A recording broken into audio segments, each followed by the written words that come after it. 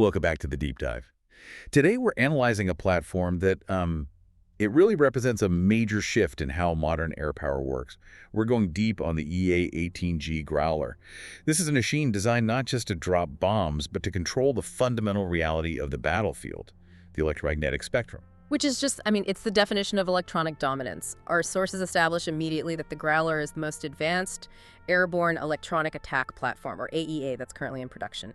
Its mission is pure electronic warfare, but it's blended with fighter capability. Okay, so let's establish that mission right out of the gate. This aircraft's primary role is providing tactical jamming and electronic protection. It's basically the ultimate bodyguard for every other asset in the fight. Yeah, for U.S. military forces, for allies, and especially for those strike aircraft that are going into really high-threat airspace. Exactly. And its core identity is so unique because it's a dedicated EW system. But it's built on the airframe of the A-18F Super Hornet. Right. It blends the robust, combat-proven performance of a fighter jet with these highly specialized systems designed to manipulate, blind, and just confuse the adversary electronically. To really understand the Growler's significance, I think we have to look at what it replaced. This aircraft is the U.S. Navy's answer to retiring the venerable but aging EA-6B Prowler. And that transition is monumental. The Prowler was a large, dedicated jammer. It often needed 4 crew members, and it just lacked the speed and the maneuverability to keep up with modern strike packages. Which the Growler completely changes. It changes the entire equation. So if you turn a high-performance Super Hornet into an electronic attack platform, doesn't carrying all that specialized jamming equipment compromise it somehow? Its maneuverability or speed compared to a standard FA-18F. Is that dual role really a benefit, or is it a trade-off? That's the crucial strategic insight here. And yes, of course there are trade-offs compared to, say, a stripped-down fighter. But the benefit just massively outweighs the cost. The Growler brings fighter aircraft speed and maneuverability to the electronic attack mission. It allows it to fly with the strike package and immediately respond to threats. So it's not just some noisemaker hovering in the background. Well, it's right there in the action. It dramatically increases the survivability of the entire force. And its role goes beyond just jamming, right? It's also a powerful asset for intelligence, surveillance, and reconnaissance, ISR. What's fascinating here is how seamlessly it integrates that role. It collects this critical electronic intelligence data, processes it, and then delivers that real-time electronic picture to other joint force aircraft. So it's a node in the network. A huge one. Yeah. And this ability to gather, process, and then deny information, it translates directly into advanced survivability for everyone. Ground forces, air, maritime combat forces. It protects the whole ecosystem by controlling the information flow. And just from a practical standpoint, leveraging the Super Hornet base, that provides operational benefits too, right? Okay. Our sources mention high reliability and lower operating costs. That's the logistical win. Standardization matters, especially when you're dealing with such a complex, high-demand operational tempo. It just makes sense. Okay, now we get into the real technical deep dive. The systems that let the Growler dominate the radio frequency spectrum. When we talk electronic attack, we're really focused on 2 major categories, right?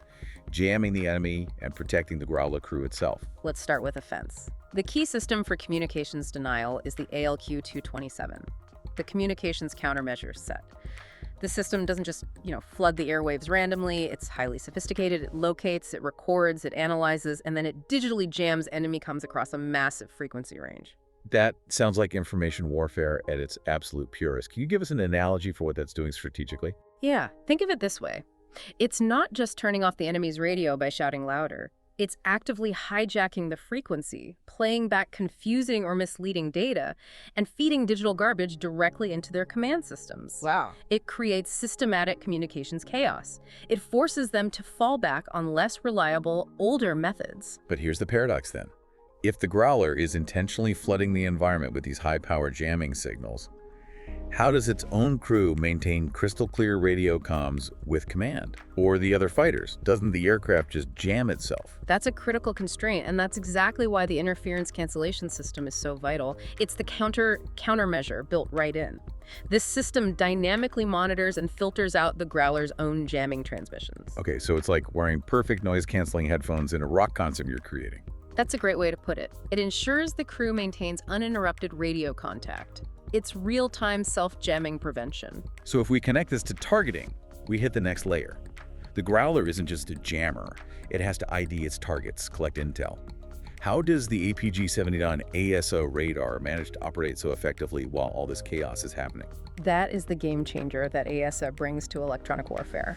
ASA allows for what's called interleaving. The radar can rapidly switch between high-power electronic attack modes and high-res radar targeting and tracking modes. It can literally jam a target 1 millisecond and track it the next. So it can see and blind at the same time? Precisely. And what's more, ASA enhances the tracking range and resolution, but the real benefit is its ability to operate passively. Unlike older radars, it can collect detailed intel and track targets without broadcasting a strong signal. A low probability of intercept. Exactly. It sees the enemy better than the enemy can see the Growler. For the two-person crew managing this invisible battlefield, that level of data must be intense. Their situational awareness is amplified by the joint helmet-mounted cueing system, I assume. Absolutely. That system provides unequaled aircrew awareness. The pilot and the weapon systems officer can control and cue the aircraft's targeting systems and sensors just by looking at a threat or a target. It fully integrates the human with the machine in this high-speed, dynamic environment. And finally, we can't forget this jammer is built on a fighter frame. So while its primary role is defense through denial, it still has teeth. It really does. The aircraft is equipped with AIM-120 AMRAAMs. That gives it a serious self-protection capability against adversarial aircraft that might manage to close the distance. It is the full package. We spent so much time on the invisible systems, let's just briefly touch on the physical platform needed to carry it all. Right. It takes a lot of power to run an electronic war. The Growler is operated by one pilot and one weapon systems officer, and that's essential given the intense workload of managing the AEA mission. 2 people make sense. Yeah.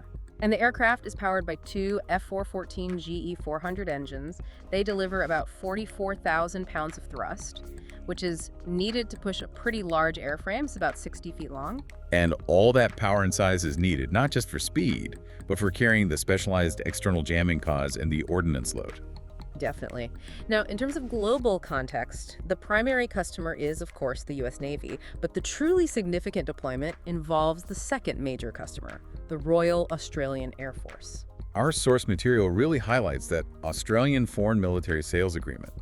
It was for 12 Growlers, awarded back in 2014. Why is Australia getting the Growler so noteworthy? I mean, this is a massive, highly sensitive technology transfer. It's a profound geopolitical statement. This specific capability, this integrated, modern airborne electronic attack system, it's often considered the crown jewel of modern EW systems. Granting the RAAF this level of advanced AEA technology makes Australia a primary high-tier partner. So it's less about a simple arms deal and more about shared strategic priorities in a highly contested region. Precisely. It signals that the U.S. is deeply committed to supporting its allies in managing the electronic spectrum, and particularly in the Pacific Theater, where control of information and communication is becoming, well, it's paramount to regional stability and deterrence. And this platform is clearly seen as foundational for the future. We know the U.S. Navy and industry are still investing heavily in advanced capabilities. They're making sure the Growler can protect strike aircraft, not just for a few years, but for decades. It's an enduring strategic asset. So if you look at the whole picture, the EA-18G Growler is really the pinnacle. It's combining an established high-performance airframe with next-generation, deeply integrated electronic warfare systems. It doesn't just survive in hostile airspace, it actively dictates the terms of engagement. It provides jamming, protection, and crucial intelligence. It's the silent shepherd. It ensures that the kinetic elements of the military, the bombs, the missiles, the ground troops, can even get into position to do their jobs safely. It's a critical asset for protecting the entire combat force. And this brings us right back to the core concept of modern conflict. The Growler doesn't rely on brute force or traditional physical stealth. It relies entirely on dominating the radio frequency spectrum. And that is the provocative final thought we want to leave you with. In 21st century warfare, achieving electronic awareness and control is the primary objective. The visible world of steel and smoke is almost secondary to the invisible battle waged through radio waves and data streams. The Growler is the ultimate champion of that unseen war, making the digital battlefield the ultimate high ground. Something to think about the next time you hear discussions about military budgets and strategic investment. Thank you for joining us for the deep dive.